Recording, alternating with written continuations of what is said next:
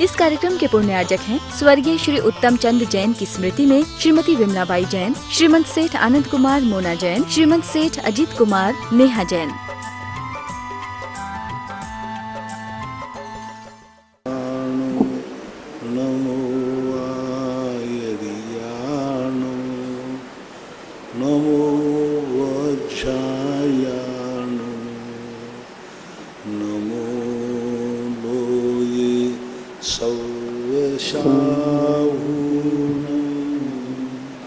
पंच परमेष्टि भगवान की जय। आचार्य श्री गुरुवर कुंद महाराज की जय। आचार्य श्री गुरुवर विद्यासागर जी महाराज की जय।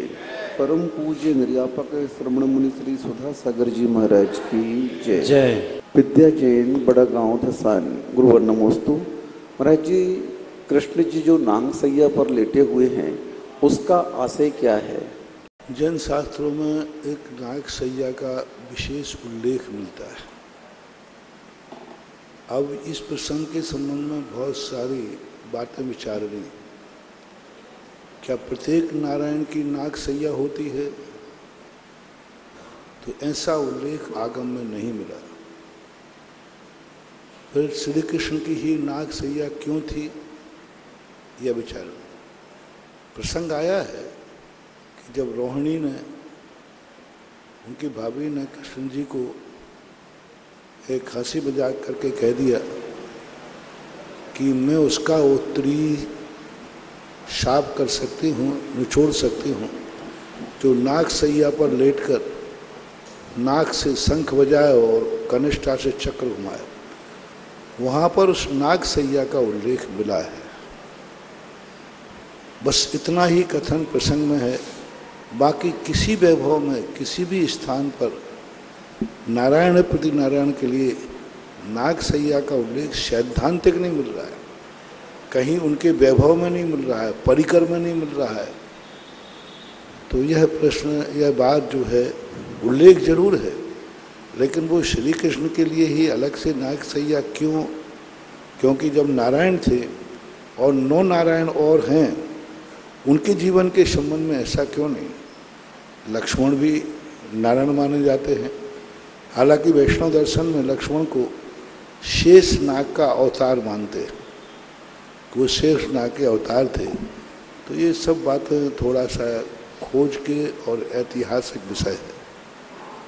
स्वाध्याय मंडल बड़ा गांव धसान गुरुवर नमोस्तु। महाराज जी, इनकी जिज्ञासा है कि कृष्ण चक्रवर्ती इतना पुण्यवान होकर के उसका म्लेच्छ खंड के व्यक्तियों के साथ संबंध स्थापित क्यों हुआ? चक्रवर्ती इतना पुण्यवान पुरुष था वो तो नियोग कुछ चीज़ें ऐसी हैं, महान आत्माओं को कुछ नियोग करना पड़ते हैं। महान आत्माएं व्यक्तिगत नहीं होते, उनको सारी प्रजा वत्सल होते हैं। तो उनके राजनीतिक और ये नियोगी योग कहलाते हैं। इनके संबंध में कितने भी अपन प्रश्न उठाएं, नहीं उठ सकते। उनकी हम नकल करना चाहें तो हमारी अशिष्टता होगी। बड़े आदमी कुछ कार्य ऐसे करते हैं, करना पड़ते हैं, जो उनका अनुकरण छोटे आदमियों को नहीं करना चाहिए, क्योंकि वो बड़े आदमी हैं। उनके बहुत बड़े विशाल कार्य होते हैं। उनको पता नहीं कहाँ कहाँ जाकर के एक राजा को प्रजा के रूप में देखना पड़ता है। तो एक मिथ्यामती है तो भी उसके लिए उनको शरण देना पड़ती है। उनका अनुकरण अपन ना करें, सभी लोगों को नहीं करना। तो बड़े आदमियों की नकल जो छोटे आदमी करते हैं कि नारायण ने ऐसा किया, प्रति नारायण ने ऐसा किया, चक्रवर्ती ने ऐसा किया, तो ये तुम चक्रवर्ती बन जाओ तब तुम कर लेना। लेकिन पहले चक्रवर्ती बनो तो सही पहले। तो ये परिस्थितियाँ मानना चाहिए। ये मार्ग नहीं है, ये विशिष्ट अपवाद मार्ग कहलाते हैं। महेंद्र जैन पत्रकार इंदौर गुरुवर नमोस्तु। महाराज जी, इनकी जिज्ञासा है कि वीतरागता और वैराग्यता में क्या अंतर है?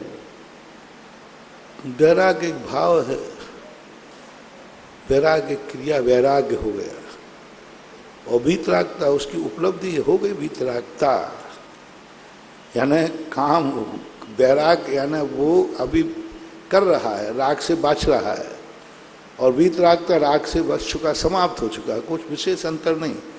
साधन वैराग हो रहा है, इनको वैराग हो गया, तो वैराग हो गया, अभी दीक्षा नहीं ली, वैराग हो गया। कोई व्यक्ति दीक्षा के पहले भी दीक्षा लेने जा रहे हैं तो अपन कह अरे भैया इनको वैराग हो गया, कोई ये नहीं कहेगा ये वीतरागी हो गए। तो वैराग्य का अर्थ है कि वह उनसे उदासीन हो गया, अभी छोड़ा नहीं है, दीक्षा हुई नहीं है। दीक्षा के पूर्व या दीक्षा के समय हम उसको वैरागी कह सकते हैं, वीतरागी नहीं कह सकते, वीतरागी नहीं कहेंगे। वीतरागी दीक्षा होने के बाद कहेंगे, और वैरागी हम दीक्षा के पहले भी कह सकते हैं, ये अंतर। रंजीता जैन पाया बुढ़ार गुरुवर नमोस्तु। महाराज जी की जिज्ञासा है कि श्रुत जो है श्रोतेंद्री का विषय है, वह मन का विषय कैसे हो सकता है? शुद्ध श्रोतेंद्री का विषय तो कहीं लिखा नहीं। श्रोतेंद्री से तो मति ज्ञान होता है, उसको श्रूयते इति श्रुतम, सुना जाता है इसलिए श्रुत कह देते हैं, वो शुद्ध ज्ञान नहीं है। कानों से जो सुनने में आता है वो शुद्ध ज्ञान नहीं, वो तो मति ज्ञान है। 336 वेदों में एक कर्ण इंद्री का मति ज्ञान कहा, शब्द से जो अपने कान से हमने सुना वो मति ज्ञान है। और मति ज्ञान जो है वो पांचों इंद्रियों से होता है। शुद्ध ज्ञान जो है ना तो वो द्रव्य शुद्ध है ना वो भाव शुद्ध है। अब द्रव्य शुद्ध भी वो जब माना जाएगा जब सुना हुआ शब्द किसी विशेष को इंगित करे, किसी विशेष को इंगित करे तो वो अर्थ हो जाता है। सुने हुए शब्द किसी अर्थ विशेष को बताते हैं तब वो श्रुत संज्ञा को प्राप्त होते हैं, और यदि अर्थ विशेष को नहीं बताते तो श्रुत नहीं होता।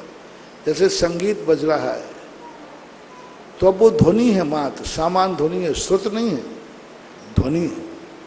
अब वो ध्वनि के माध्यम से कोई संगीत को जानकार है तो उसने लय बैठा दी, एक भजन की लय बैठा दी, तो अपन को ऐसा लगता है जैसे भजन ही बोल रहे हो, भजन है। तो ये अंतर है, कर्ण इंद्रिय से सुना जाता है इसलिए शब्द व्युत्पत्ति है, लेकिन शुद्ध ज्ञान जो है अलग चीज होती है। ललित जैन पिंड रमिया बांसवाड़ा गुरुवर नमोस्तु। महाराज जी की जिज्ञासा है कि जैसे मनुष्य संगीत आदि सुनता है तो उसके सुर ताल को जानता है, पहचानता है, तो महाराज जी त्रियंच गति का जीव सर्प हिरण आदि जो संगीत से प्रभावित होते हैं तो क्या उनको भी यह ज्ञान प्राप्त होता है? नहीं, इनको ध्वनि, कई बार ध्वनि ऐसी होती है तो ध्वनि में व्यक्ति झूमने लग जाता है। आप बच्चा कुछ भी नहीं जानता, लेकिन जैसे आप डिस्को बजाओगे तो वो भी यूं हाथ नाच करने लग जाता है, उसके हाथ होने लग जाते हैं बिना अर्थ के भी।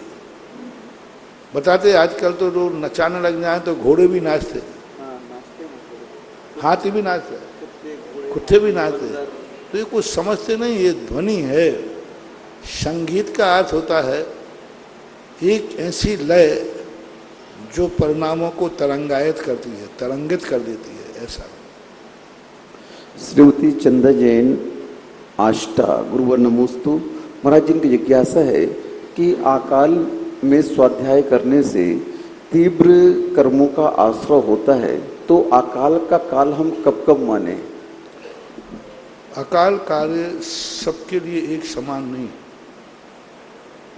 आप लोगों के लिए तो पहली बात है उन ग्रंथों का स्वाध्याय करने का ही मना किया है जिन पर काल का कानून लागू होता है। आप लोगों को जो स्वाध्याय करने के ग्रंथ हैं उनके लिए कोई काल का निर्धारण नहीं है। सिद्धांत ग्रंथ जो होते हैं गहन,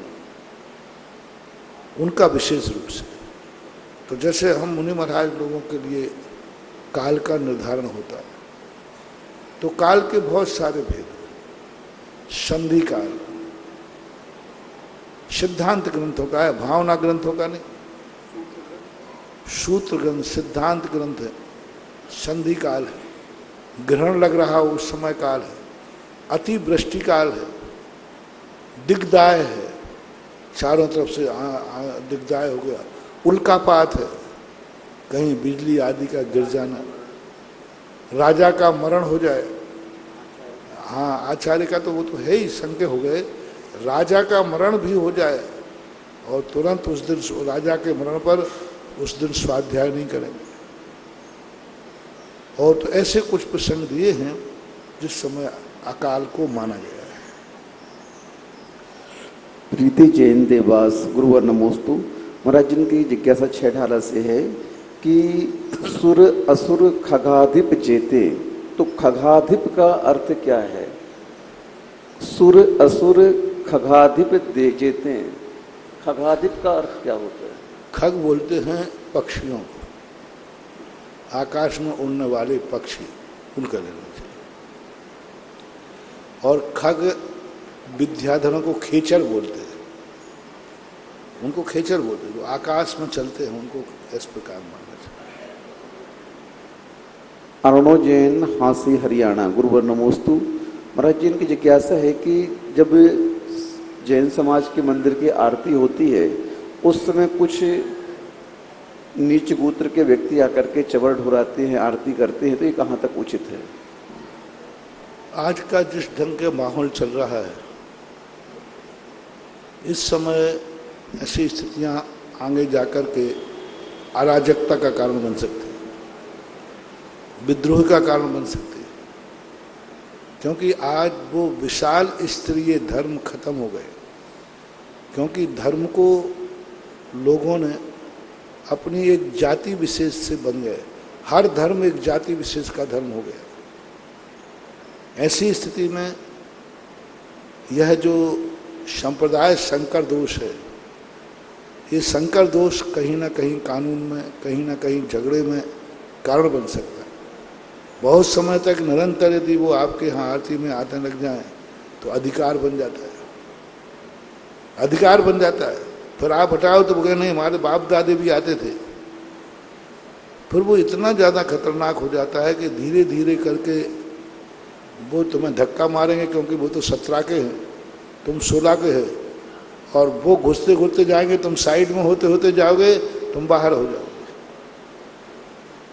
इसलिए अब जब बंटवारा ही हो चुका है तो बंटवारा ही बना रहना। न्यारो पूत पड़ोसी दाखिल। जब धर्मों का आज बंटवारा हो चुका है तो आयतनों में भी इस प्रकार के संकर दोष लाने का प्रयास मत करो। जैन जैन मंदिर में जाए, अजैन अजैन मंदिर में जाए, मुसलमान मस्जिद में जाए, ईसाई चर्च में जाए, इसी से देश की व्यवस्था सुदृढ़ रहेगी। राष्ट्रीय दृष्टि से, सामाजिक दृष्टि से और वर्तमान का जो परिवेश है उसकी दृष्टि से आज सबसे बढ़िया एक ही है। कानून भी यही कहता है कि जिस ढंग से आप लोगों के धर्म के बंटवारे हुए हैं, आप अपने अपने धर्म, एक दूसरे के धर्म के आयतनों में ना तो प्रवेश करो और ना प्रवेश करने दो, क्योंकि इस प्रकार से विवाद की स्थिति ज़्यादा है, शांति तो बहुत कम है, अशांति की संभावना ज़्यादा है। तो इसलिए ऐसा नहीं करना चाहिए। आप लोगों को भी ज़्यादा प्रोत्साहन नहीं देना चाहिए। ज़्यादा प्रोत्साहन देने से खतरे हो जाएंगे। कई स्थानों पर लोगों ने कहा हमारे मंदिर में तो ये लोग आते, ये लोग आते, धीरे धीरे उनने कब्जे कर लिए, धीरे धीरे। केसरिया जी देख लीजिए, आपका क्षेत्र है, हर स्थान पर ऐसे ही होता है। इसलिए इनसे सब बचें। आज के इस समय पर वो धार्मिक शास्त्रों की दलील ना दें कि शास्त्रों में तो चांडाल ने भी धर्म ग्रहण किया था। अरे धर्म ही ग्रहण किया था, मंदिर ग्रहण नहीं किया था। धर्म ही ग्रहण किया था, किसी मुनिराज को हार नहीं दिया था। धर्म ही ग्रहण किया था, किसी अभिषेक नहीं किया था। धर्म ही ग्रहण किया था, चवर नहीं ढोले थे। धर्म ही ग्रहण किया था, कोई छत्र नहीं चढ़ाया था। आप ये तो सोचिए, धर्म ही ग्रहण किया। धर्म दो प्रकार का होता है, एक भावनात्मक धर्म होता है और एक अनुष्ठानात्मक धर्म होता है। आगम में लिखा है चांडाल ने धर्म स्वीकार किया, लेकिन ऐसा कहीं नहीं कहा जब धर्मात्मा था तो कहीं अभिषेक करवा देते, कहीं पूजन करा देते, कभी किसी विधान में इंद्र बना देते कि फलाने विधान में इंद्र में चांडाल इंद्र बना, धीवर इंद्र बना, मातंग इंद्र बना, कोई तो आगम में बना देते, कहीं किसी शास्त्र बना देते कि फलाना व्यक्ति ने इंद्र बना है। जब अनुष्ठान की बात आई तो स्पष्ट रूप से जो कुलीन थे उन्हीं के लिए ही बनाने का प्रयत्न। धर्मात्मा मुनिराज ने धर्मात्मा बनाया, नियम दिया, पंचम स्थान दिया, लेकिन फिर आहार क्यों नहीं लिया? जब वो मुनि वृत्ति बन गया, प्रतिमा ले ली, पंचम स्थान हो गया, संकल्प ही हिंसा छोड़ दी, अब तो कोई दोष नहीं है, फिर आहार क्यों नहीं लिया? आहार नहीं लिया जा सकता। क्षुल्लक बना दिया, फिर भी क्षुल्लक बनाने के बाद चौके के अंदर क्यों नहीं जाने दिया? फिर लोहे का कटोरा क्यों दिया गया? ये सब ऐसी बातें हैं जिन पर बड़े गहन सूक्ष्म दृष्टि से चिंतन करेंगे तो उनके समाधान मिलेंगे। अन्यथा एक लोग, अरे महाराज पहले तो चंडाल ने भी धर्म किया था। अरे धर्म ही तो किया था, अनुष्ठान तो नहीं किए थे। किसी भी मंदिर में किसी भी कोई भी नीच कुल का प्रवेश हुआ है, ऐसा आज तक आगम में नहीं आया किसी नीच कुल ने जाकर मंदिर में प्रवेश किया, अभिषेक किया, पूजन किया, माला फेरी, चबर ढोले, छत्र डाले, भक्तापर पड़ा, ऐसा कुछ नहीं हुआ। भावनात्मक जो धर्म है वो तो त्रियंश भी करते हैं, मनुष्य के नहीं। एक सूकर, एक कुत्ता, बिल्ली पंचम स्थान वर्ती होते मान हुआ, वही चौके में आ जाए तो महाराज अंतराय कर देते। एक श्रावक अविरत सम्य दृष्टि है, अविरत मिथ्या दृष्टि है, क्योंकि सम्य दर्शन का कोई निर्णय, मिथ्या दृष्टि अविरति कोई भी व्रत नहीं है, उससे आहार ले लेते। और एक त्रियंश पंचम गुण स्थान वर्ती है, एक चांडाल पंचम गुण स्थान वर्ती है, यदि वो चौके में आ जाए तो अंतराय कर देंगे। वो त्रियंश कहता, महाराज जी आपने तो व्रत दिया, मैं पंचम स्थान वर्ती हूं, हो, लेकिन इसका अर्थ नहीं कि तुम चौके में आ जाओ। पंचम गुण स्थान वर्ती त्रियंश यदि चौके में आएगा तो अंतराय मुनिराज को करना ही पड़ेगा। तो ये सब व्याख्याएं गहन चिंतन के साथ समाधान को प्राप्त होते हैं, अन्यथा कुतर्क चलते रहते हैं। आरसी जैन, जयपुर, गुरुवर नमोस्तु। महाराज जी की जिज्ञासा है कि जब मंदिर आदि की बोलियां लगती हैं, धर्मशाला आदि की, तो कई लोग भावुक होकर अपने सोने का दान कर देते, चैन अंगूठी उतार कर दे देते हैं राशि की जगह। तो क्या इस दान में कुछ ज़्यादा प्रगाढ़ता रहती है क्या? पहले सब कुछ विनिमय से होता था। मुद्रा, ना तो व्यापार में मुद्रा थी, ना दान में मुद्रा थी। दान में भी मुद्रा नहीं थी, व्यापार में भी मुद्रा नहीं थी। व्यापार में पहले विनिमय होता था, वस्तु विनिमय। यहाँ से कपड़ा ले जाते थे, वहाँ से अनाज लाते थे, वस्तु विनिमय था। और वस्तु का ही दान होता था। मंदिर में सोना चाहिए, सोना दान दे दिया, चांदी चाहिए, चांदी दान दे दी, बनाने के लिए चाहिए तो उस प्रकार कर देते थे। लोग मिस्त्री आदि आके सहयोग करते थे, उनको फिर अनाज आदि देते थे। मिस्त्री पैसा नहीं दिया जाता था। ये राजमहल वगैरह बड़े बने तो उनकी आजीविका दी जाती, उनके परिवार को अनाज दिया जाता था, कपड़े दिए जाते थे मिस्त्रियों आदि के। आज भी गांव में नियम है, अब तो पता नहीं है कि नहीं, कुछ 20-25 खाती, बाड़ई, लोहार, इनको पैसा नहीं दिया जाता, साल भर में इकट्ठा अनाज दिया जाता था। इकट्ठे वो आते थे, सब साल भर आपके बाल की कटिंग करेंगे। साल में 2 बार समय निश्चित होता था, उनको आकर के अनाज नाप के दिया जाता था। खाती को, बाड़ई को, लोहार को, नाई को, धोबी को, ये सब अनाज की वस्तु, कपड़े देते थे, अनाज देते थे। मैत्रानी आदि जो होते थे, इनको पहले पैसा नहीं दिए जाते थे, इनको भोजन दिया जाता। हर घर से भोजन बना हुआ था। सुबह झाड़ू लगाएंगे, शाम को पूरे मोहल्ले में जाकर के अनाज लाएंगे, रोटी लाते थे। माली घर घर से जाकर के रोटी लाता था। तो ये सब धीरे धीरे आज अर्थ का युग है। आज व्यक्ति सब टेंशन में नहीं पालता, तुम पैसा लो, नक्की करो, खत्म करो। तो ये युग के अनुसार अर्थ का युग है तो दान भी अर्थ में होने लगा, और अर्थ के रूप में पहले मंदिर बना देते थे पूरा, और मंदिर बनाकर समाज को सौंप देते थे, चंदा चिट्ठा होता ही नहीं था, पूरा मंदिर एक व्यक्ति बनाता था और बाद में जाकर के समाज को समर्पित कर देता था कि भाई ये मंदिर हमने बनाया, लेकिन यह मंदिर सबका है, समाज का है, मैं समाज के लिए समर्पित करता हूँ। महक जैन भोपाल, गुरुवर नमोस्तु। महाराज जी, इनकी जिज्ञासा है कि आपने एक दिन कहा था कि जब व्रती के ऊपर कोई आपदा आती है तो वह अपने व्रतों की रक्षा के लिए अपने प्राण तक दे देता है, लेकिन आपने एक बार कहा था कि छोटे मोटे दोष लगा करके अगर प्राणों की रक्षा की जाए तो व्रती को प्राणों की रक्षा करनी चाहिए। तो महाराज जी ये पूछ रहे हैं कि हम कब ऐसा समय समझे कि वीर मरण का है? सापेक्ष कथा, हानि लाभ, बचने में हानि है कि मरने में हानि है? हानि लाभ देखा जाता है। प्रभावना है, अभी उम्र कम है, बहुत अधिक समय व्रत पाले जा सकते हैं, तो थोड़ा दोष लगा करके व्रतों की सुरक्षा करेंगे। और जब मालूम है कि मरना ही निश्चित हो गया, आप कुछ भी कवाई करो, कुछ भी करो, तो व्रत क्यों तोड़ें, नियम क्यों तोड़ें? तो ये विवक्षाएं अपने देख करके ऐसे भी व्रती हुए जिन्होंने अपने नियम पालन में प्राण दे दिए, और ऐसे भी व्रती हुए जिन्होंने प्राण बचाने के लिए अपने व्रत तोड़ दिए, व्रत तोड़ दिए, प्राण बचा। समंतभद्र महाराज ने मुनि व्रत छोड़ दिया, मुनि व्रत छोड़ दिया, प्राण बचा, गुरु ने छुड़ाया। हमारे संग में न जाने कितने साधुओं के व्रत छुड़ा दिए, मुनि व्रत छोड़ दिया, हमारे क्षुल्लक पद भी छुड़ा दिए गुरु ने प्राण बचाने के लिए। मुनि महाराज बन गए, व्याधि बीमारी ऐसी आ गई, उन्होंने कहा मुनि पद छोड़ दो, बीमारी ठीक करो। अभी उम्र क्या है, 25 साल 30 साल, और ठीक होने के बाद पुनः वृत्ति बना दिया, थोड़े दिन के लिए दोष लगा। तो ये सब चीजें यथा योग्य हानि लाभ देख करके ही निर्णय किए जाते हैं। इन दोनों में कानून नहीं बनाया जा सकता कि व्रत में मर जाओ व्रत नहीं टूटे, ऐसा कोई नियम नहीं बनाया जा सकता।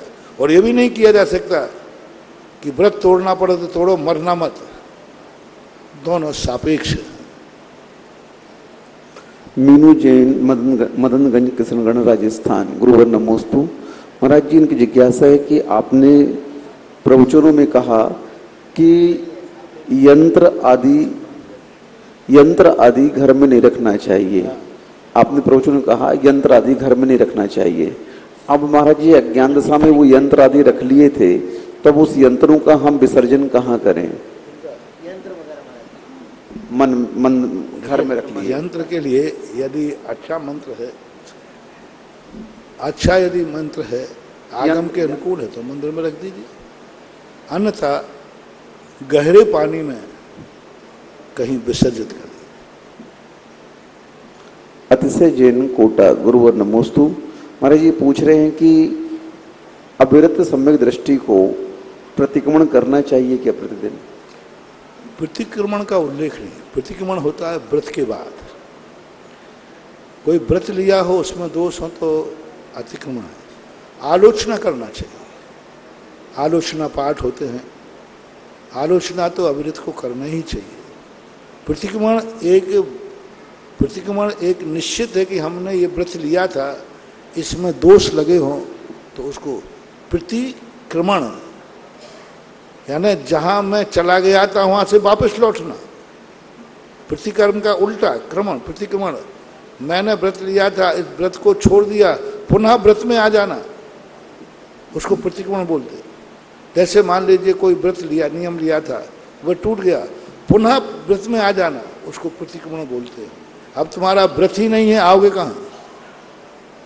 व्रत ही नहीं लिया तो लौट के कहाँ आओगे? इसलिए आलोचना करना चाहिए, प्रतिक्रमण के गुणों के लिए नहीं। श्रीमती नविता जैन, कोटा, महावीर नगर, गुरुवर नमोस्तु। महाराज जी की जिज्ञासा न्याय दीपिका से है। सबसे पहले लिखने वाला ये सोचता है इस ग्रंथ का उद्देश्य क्या है। पढ़ने वाले को भी सबसे पहले सोचना चाहिए इस ग्रंथ को पढ़ने का उद्देश्य क्या है। कोई भी क्रिया करो, उद्देश्य तो सबसे पहले आएगा। उद्देश्य के बाद फिर होती है लक्षणा। इसमें जो स्वाध्याय का लक्षण है, मैं सम्यक दर्शन के संबंध में पढ़ना चाहता हूँ। सम्यक दर्शन का लक्षण है, उसमें है या नहीं। बाजार में तुम कोई कुछ खरीदने करने गए तो पहले तो आपने उद्देश्य बनाया कि मैं इस उद्देश्य से बाजार जा रहा हूँ। अब जो वस्तु आपको खरीदना है उसकी पहचान है कि नहीं, लक्षण है कि नहीं, कि बाजार में चले बोले कैसे जा रहा है, नारियल लेने, कैसा होता है ये तो मुझे पता ही नहीं है। तो जिस वस्तु को हम खरीदना चाहते हैं उसकी लक्षणा होना चाहिए, और लक्षण होने के बाद फिर परीक्षा, वह लक्षण उसमें है कि नहीं है। देखो 3 बातें हो गई। किसी भी ग्रंथ को पढ़ते समय, किसी भी कार्य करते समय उद्देश्य, फिर उसका लक्षण क्या है, फिर परीक्षा, ये लक्षण उसमें बैठता है कि नहीं बैठता। जैसे तुमने कहा तुम्हारे भगवान का लक्षण है, तो पहले भगवान तुम्हें किस लिए चाहिए, हमें भगवान बनना है या कोई भी XYZ तत्व, तो ये भगवान का उद्देश्य हो गया। अब भगवान को खोजने का लक्षण क्या है, वीतरागता, 18 दोषों से रहित पना आदि आदि। अब ये लक्षण हो गया। अब जितने लोग दुनिया में भगवान हैं, परीक्षा करो कि ये लक्षण इनमें है अथवा नहीं है। तो इसको बोलते हैं किसी भी चीज की 3 प्रकार से गवेषणा करना चाहिए, उद्देश्य, लक्षण और परीक्षा। मुनिश्री, इन सभी प्रशिक्षार्थियों ने जिन्होंने एक विश्व रिकॉर्ड कायम करा है, आपका आशीर्वाद चाहते हैं। देखें, ये जो 12 वर्षीय पाठ्यक्रम किशनगढ़ चतुर्मास से शुरू हुआ था, एक ऐसी अलौकिक देन, पढ़ना चाहते हैं लेकिन उनको गाइडलाइन नहीं मिल रही, दिशा निर्देश नहीं मिल रहा था, कोई उनसे पूछने वाला नहीं था। तो एक ऐसा 12 वर्षीय कोर्स तैयार किया जो आज 5000 लोगों ने इस वर्ष जैन धर्म की परीक्षा दी, लेकिन फिर भी अभी कम है। क्यों नहीं? जो लोग घरों में रहते हैं, मैं तो कहता हूं कि एक दिन वो घोषणा में जब मैं सफल होऊंगा जिस दिन कहा जाएगा कि 1 लाख लोगों ने परीक्षा दी। अरे 1 लाख लोग कौन सी बड़ी चीज है? एक नगर में 1 लाख जैन समाज है अपने। अभी ये जबलपुर के लोग आए, भाई आपके यहाँ जैनी कितने? 2 लाख जैनी अकेले जबलपुर में, इंदौर है। क्यों? तो ये सारे लोग क्या कर रहे हैं? इतना सरल पाठ्यक्रम 12 वर्षीय, इतना सरल, घर बैठे आपको पढ़ना है, और पढ़ाने वाला आपको घर बैठे मिल रहा है 24 घंटे। जितना कोर्स आपको है सब ऑनलाइन पर डाल दिया गया। जब चाहो आप, जो गाथा समझ में नहीं आ रही है वो गाथा आप तुरंत आप अपने मोबाइल, टीवी, लाइव जो भी आपका होता है खोलिए, आपको पंडित पढ़ाता हुआ मिलेगा। इतनी बड़ी सुविधा तो कहीं नहीं होती। कभी यार शास्त्र नहीं होते थे, पढ़ना चाहते थे, शास्त्र होते थे, कोई समझाने वाला नहीं होता था, और समझाने वाला हो तो वहां तक आप पहुंच नहीं पाते थे। लेकिन आज के जो वैज्ञानिक ने ऐसे आविष्कार कर दिए कि घर बैठे पढ़ाने वाला है, और एक एक अक्षर करके संस्थान में सारे जितने विषय हैं कोर्स में आते हैं, सबसे पहले वहाँ पढ़ाया जाता है, और पढ़ाने के बाद उसको ऑनलाइन कर दिया जाता है। 24 घंटे यूट्यूब आदि जो होता है वो मैं जानता नहीं, उस पर डाल दिया जाता है। जब चाहो, कोई को 12 बजे समय मिलता, 12 बजे, दिन में मिलता, दिन में, जब चाहो तब तुम्हें पढ़ाने वाला मौजूद है। इसके बावजूद भी यदि आप जैन होकर के स्वाध्याय की रुचि नहीं बढ़ाना है तो लगता है या तो तुम्हारे ज्ञानावरणी कर्म का तीव्र हृदय है, और या आगे के लिए बंद कर रहे हो। हमारे ज्ञान सागर महाराज ने लिखा, जो चीज के सारे निमित्त सुलभ हों फिर भी यदि वो ऐसा नहीं करता है तो समझ लेना चाहिए कहीं वो मिथ्या दृष्टि तो नहीं है। सुलभ है, तुम पढ़ सकते हो, पढ़ाना सब कुछ मौजूद है, कोई बहाना बना ही नहीं सकते आप। साहब मेरे पास ग्रंथ नहीं है, मुझे समझ में नहीं आता, कोई समझाने वाला नहीं है, और आपको छूट है, वहां पर एक डिपार्टमेंट अलग है, आप जब चाहे फोन करके अपनी समस्या पूछ सकते हो। आप तुरंत फोन करेंगे कि भाई हमें ये समस्या है ना, सारी सुविधाएं हैं। मैं आज बहुत खुशी है कि 400-450 लोगों ने 100 नंबर प्राप्त किए और इतनी अच्छी तरह से पढ़ाई कर रहे। और इसका सबसे बड़ा प्रमाण ये मिल रहा है, जब से 12 वर्षीय कोर्स चला है, हमने देखा कि पहले, इसके पहले प्रश्न आते थे जिज्ञासाओं में, सामान्य प्रश्न आते थे अपने घर गृहस्थी के, लेकिन जब से 12 वर्षीय कोर्स चला है तब से जिनवाणी के स्वाध्याय पर प्रश्न आने लगे, शास्त्र के युक्त आते, क्योंकि पढ़ रहे हैं लोग। जो नहीं पढ़ रहे हैं, महिला पुरुषों से मेरा कहना है, इस सुअवसर का, इस स्वर्णिम अवसर का मुझे दिखता है कि शायद भगवान महावीर स्वामी के बाद ये पहला युग है आपका, जिस युग में स्वाध्याय करने के लिए इतनी सुविधाएं दी गई और हजारों बच्चे आपके जो संस्थान से निकले हैं वे भी आपके गांव में हैं। उनको आप पकड़ करके बुला करके क्लास वहीं लगा सकते हो। हजारों बच्चे पहुंच गए नगरों में।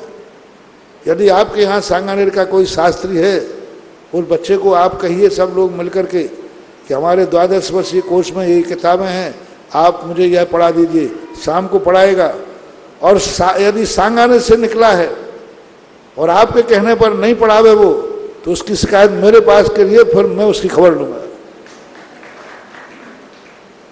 मैंने स्नातक परिषद के अंदर कहा था कि जो जहाँ ड्यूटी पर है और वहाँ कोई 2, 4, 5 लोग 12 वर्षीय कोर्स कर रहे हैं और उनके लिए जो ग्रंथ कोर्स में है वह ग्रंथ आप स्वाध्याय में पढ़ाइए। 8 घंटे, पौन घंटे मंदिर में जाकर के सामूहिक पढ़ाइए, वो पढ़ाएंगे। सब तरफ से है। मैंने तो जितना आप लोगों को सुविधाएं दिला सकता था, मेरा एक ही भाव है कि जैनी बने हो तो जैन धर्म के समझ करके मरना। जैन कुल में जन्म लिया है, जैनी बने हो तो जैन धर्म को समझ के मरना। प्रातःकाल कल भी प्रवचन दिया था, आज भी दिया था, तुम जैनत्व स्वीकार कर पाओ या न कर पाओ, जैन धर्म का पालन कर पाओ या न कर पाओ, लेकिन मेरी एक ख्वाहिश है, तमन्ना है, अपने भक्तों से कहना चाहता हूं कि तुम जैन धर्म को समझ जरूर लेना, समझ के मरना। तुम बिल्कुल भी त्याग नहीं कर पाए, कोई बात नहीं, महाराज मैं नियम नहीं ले पाऊंगा, कोई मत लो, लेकिन जैन धर्म को समझ लो। तुम श्रावक बने हो, कम से कम श्रावक न बन पाओ तुम, लेकिन श्रावक व्रत को समझ लो। श्रावक धर्म को समझ के मरो, जान के मरो।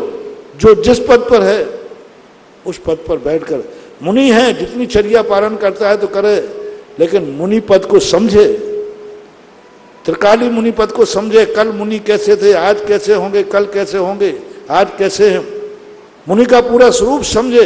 ठीक है, हम उतनी मुनिचर्या नहीं पाल पाएंगे, लेकिन मुनिचर्या को हम समझ तो सकते हैं।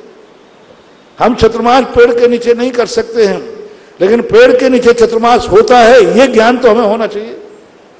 हम चतुर्मास नहीं कर पाएंगे, पक्का है, जीवन में नहीं कर पाएंगे, जंगल में हम चतुर्मास नहीं कर पाएंगे, लेकिन कम से कम इतना ज्ञान तो हमें होना चाहिए कि कोई ऐसे मुनिराज भी थे जो जंगलों में चतुर्मास करते थे। हम नहीं कर पाएंगे। आज हम के शेर नहीं मुझे खा जाए और मैं नहीं डूबूं, मैं तो मच्छर के खाने में डिग जाता हूं, कोई बात नहीं। जिनवाणी कहती है अपरस से मच्छर ने खाया, हमने पीछे उठा करके उसको भगा दिया, कोई बात, हमारी शक्ति इतनी है। लेकिन हम भली शेर के सामने नहीं जाए, लेकिन शेर खा गए फिर भी नहीं डिगे, वह ज्ञान तो मुझे होना ही चाहिए। तो हमेशा चाहे मुनि हो, चाहे आप श्रावक हो, आप जिस शब्द से संबोधित हो, जैन, तो जैनत्व का ज्ञान समझो। श्रावक को समझो, व्रत को समझो, मुनि। ये 12 वर्षीय कोर्स इसी उद्देश्य को, मैंने यह उद्देश्य से कदापि नहीं किया कि तुम 12 वर्षीय कोर्स पढ़ करके मुनि बन जाओगे, तुम 12 वर्ष कोर्स पढ़ के आर्यिका बन जाओगे, तुम 12 वर्ष करके वृत्ति बन जाओगे, प्रतिमाधारी बन जाओगे। ये उद्देश्य मेरा नहीं था। मेरा एक ही उद्देश्य था कि हर जैनी जैन कुल में जन्मा है तो जैन धर्म समझ करके मरे, जैन धर्म को समझ के पढ़े, जिनेन्द्र देव को समझ के मरे।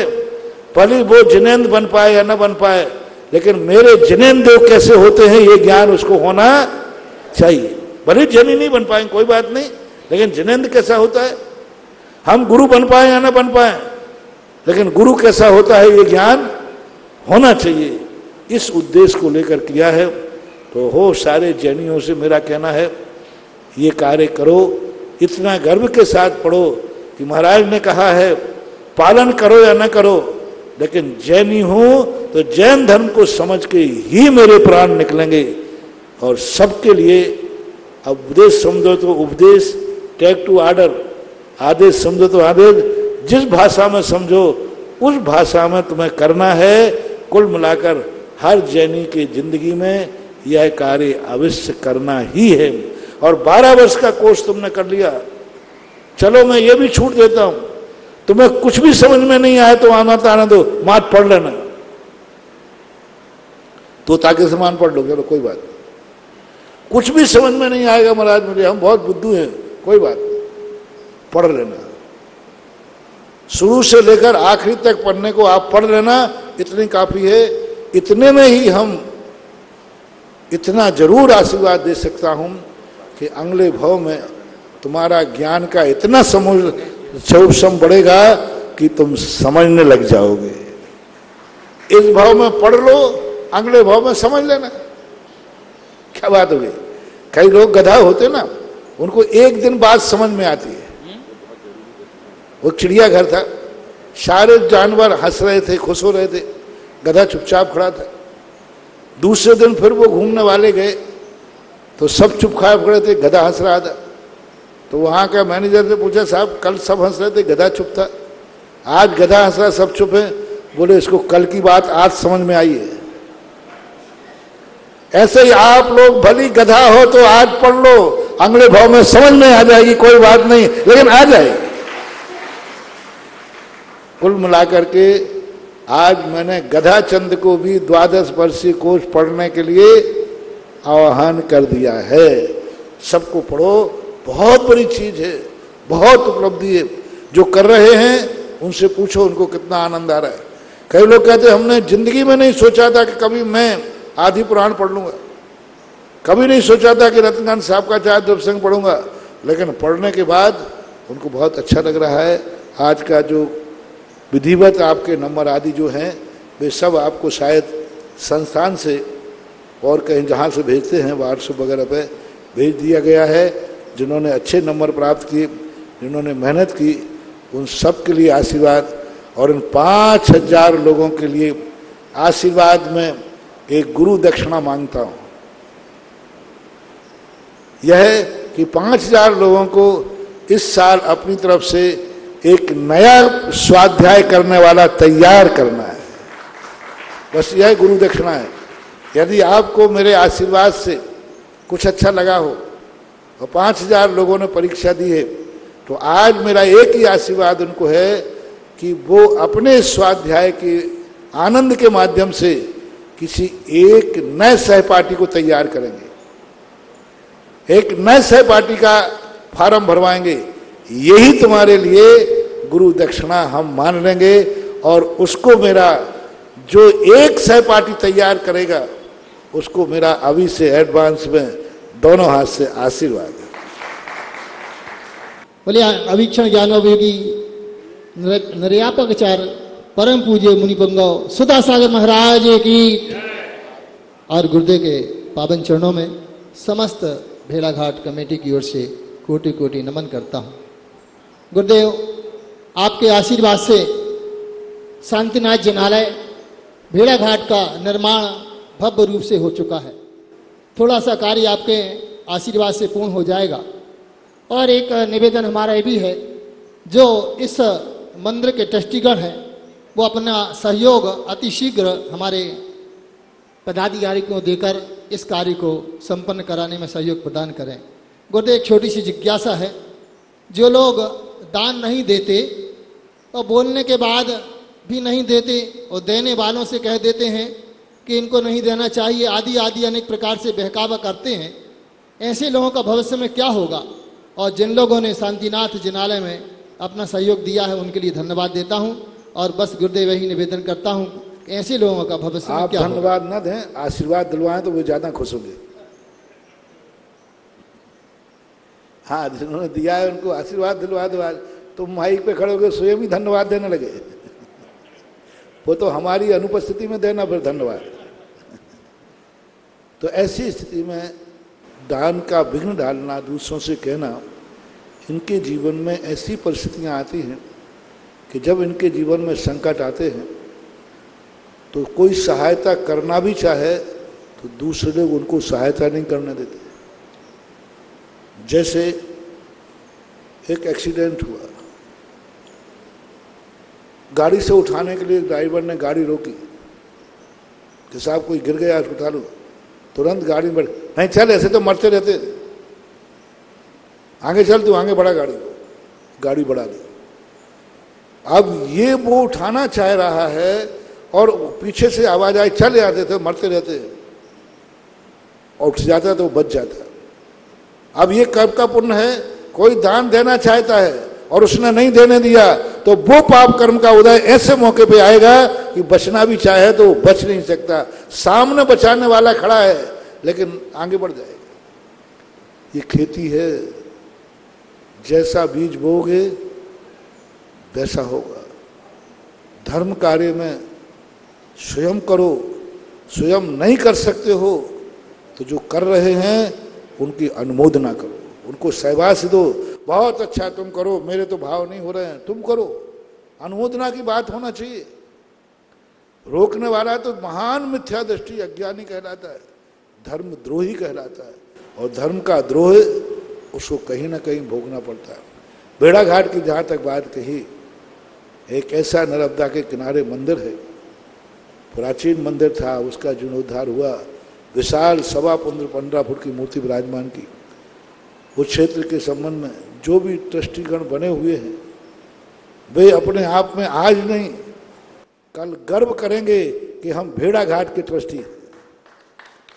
आज तुम बना रहे हो उनको के ट्रस्टी बनो, कल वे मनाएंगे कि मुझे ट्रस्टी बनाओ, कल बनाएंगे। और फिर कल कमेटी पाबंदी करेगी, अब नए ट्रस्टी नहीं बनाए जाएंगे। प्रायः हमेशा ऐसा होता, हर क्षेत्र में मैं देख रहा हूं। और जब वो क्षेत्र उठता है, अब लोग कहते हैं कि मुझे ट्रस्टी बनाओ, कमेटी कहती है अब बनाना मैंने बंद। ये एक दिन भेड़ा घाट में भी होगा, क्योंकि वो स्थिति एक ऐसी चूक बनने वाली है। एक नर्मदा के किनारे एक पर्यटक क्षेत्र, वहाँ जैन मंदिर का होना अपने आप में एक मायना रखता है। और जिस बड़े बाबा के रूप में वो बैठ रहे हैं, अभी तो जबलपुर के एरिया में तो इतनी बड़ी मूर्ति बेड़ा घाट में ही है। आसपास कोई एक आध नई भी बैठ गई हो तो ठीक, पुरानी तो नहीं है कोई। तो बहुत बड़ा कार्य है। जिन्होंने जो ट्रस्टी हैं वे भी अपने जीवन में अवभाग्य मान करके करें। और जो भी बन गया ठीक है, बड़ा रूप का छोटा रूप सही, लेकिन छोटा रूप भी जो बन रहा है वो भी कम नहीं बन रहा है। इसलिए जो सहयोगी हैं, कमेटी इतने वर्षों से मेहनत कर रही है और मेहनत करके इतना बड़ा मंदिर खड़ा कर दिया। पूरी कमेटी आशीर्वाद का पात्र है और जिनका ये मान है और सहयोग कर रहे हैं, सहयोग दे रहे हैं कि भाई हमारा मंदिर बनना चाहिए, उन सब सहयोगी दानियों के लिए आशीर्वाद है। और आपका दान एक दिन ऐसा फलेगा कि आपका और आपकी आने वाली पीढ़ी गर्व से मस्तक ऊंचा करके भेड़ा घाट जाएगी। ये मेरा नमोस्तु गुरुदेव। महाराज जी, महायज्ञ नायक का क्या कर्तव्य है? महायज्ञ नायक ही बताता है जिस अनुष्ठान का जो मुखिया होता है, जैसे घर का मुखिया होता है, समाज का मुखिया होता है, देश का मुखिया होता है, संघ का मुखिया होता है, इसी प्रकार अनुष्ठान का मुखिया कराने वाला। मान लीजिए कोई मंदिर में अभिषेक का यज्ञ नायक है तो उसका मुखिया है। इसका फल यही है कि जो धर्म क्षेत्र में यज्ञ नायक बनता है, एक दिन वह संसार की सुख समृद्धि में भी नायक बनता है। वो घर में इतनी उम्र पाता है, घर का मुखिया बन के जीता है। घर का मुखिया बन के जीता है। घर में तो सभी लोग रहते हैं, लेकिन मुखिया तो एक ही होता है ना, जिसकी बड़ी उम्र होती है। तो घर में मुखिया बन के जीता है, और बड़ा करे तो समाज का मुखिया बनता है, और बड़ा करे तो देश का मुखिया राजा बनता है, और यदि धर्म करे तो धर्म का भी मुखिया बन के एक दिन तीर्थंकर भी बन जाता है। सीधे धर्म का मुखिया कौन है? तीर्थंकर।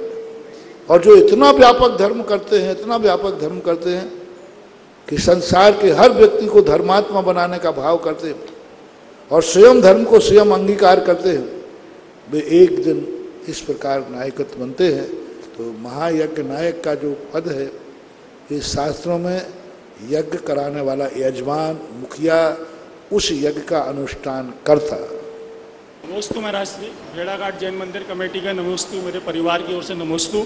महाराज जी, मेरी जिज्ञासा ये है, वर्तमान दौर में आज सभी चैनलों में, सभी संतों में, सभी दूसरी समाज के साधु संत महात्मा लोग लगातार जो है ज्ञान दे रहे हैं, लोगों को बोल रहे हैं कि मांसाहार नहीं करो, शराब का सेवन नहीं करो।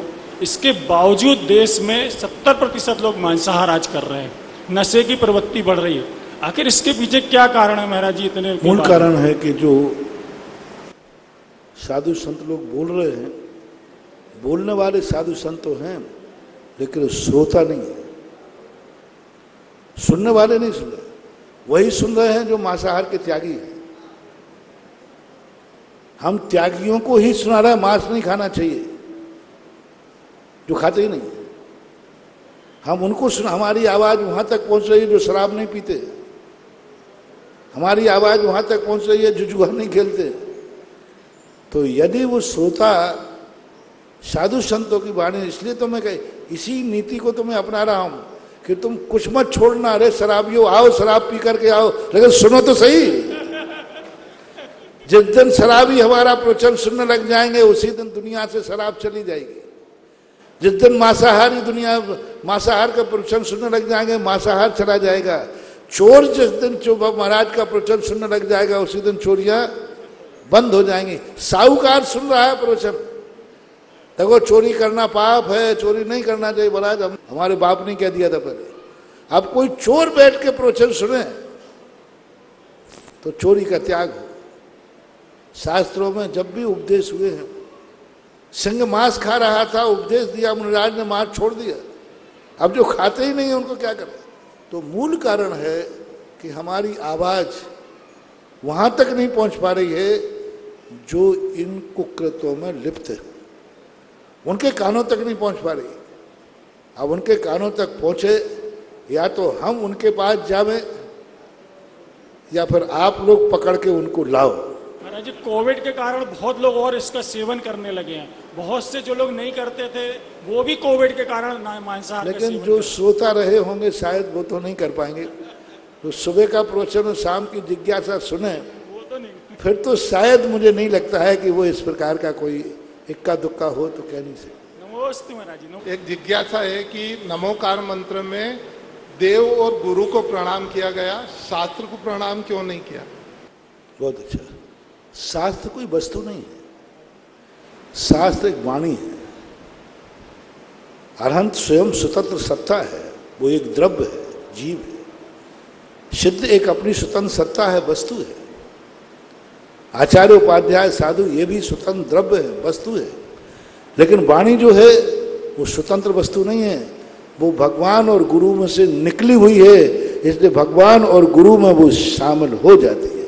जहाँ भगवान और गुरु की वंदना करते हैं, जिनेंद्र को वंदना करते ही जिनवाणी को वंदना होगा ही होगा, गुरु को वंदना करते ही गुरुवाणी की वंदना होगी ही होगी। इसलिए उसको अलग से इसलिए नहीं लिया क्योंकि वो अलग से कोई पदार्थ नहीं है, द्रव्य नहीं है, गुण नहीं है। इस कार्यक्रम के पुण्यार्जक हैं स्वर्गीय श्री उत्तम चंद जैन की स्मृति में श्रीमती विमलाबाई जैन, श्रीमंत सेठ आनंद कुमार मोना जैन, श्रीमंत सेठ अजीत कुमार नेहा जैन।